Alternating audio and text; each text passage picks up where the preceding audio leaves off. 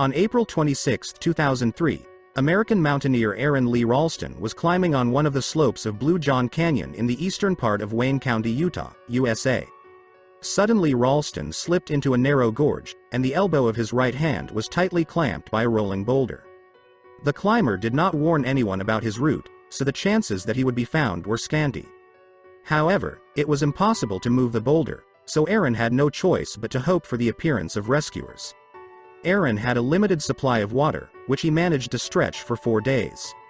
Then he had to drink his urine, which also soon ran out. And then the man realized that the only way he could survive was to cut off his own hand. On the 5th day, Aaron videotaped his farewell to his family.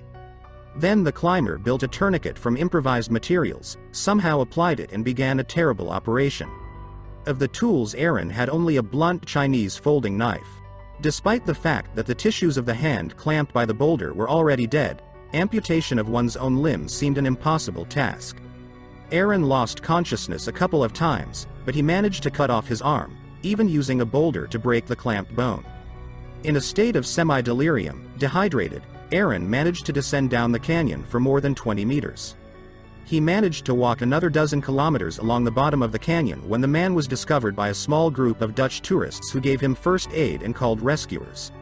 Later, analyzing the situation, Aaron came to the conclusion that if he had decided to amputate his arm a few days earlier, he would probably have died bleeding. The hand, however, was later removed from under the boulder, after which it was returned to the climber. Aaron cremated the limb, scattering the ashes in that canyon. The story of Aaron Ralston was filmed 7 years later. The event-based film 127 Hours starring James Franco was nominated for an Oscar in 6 nominations.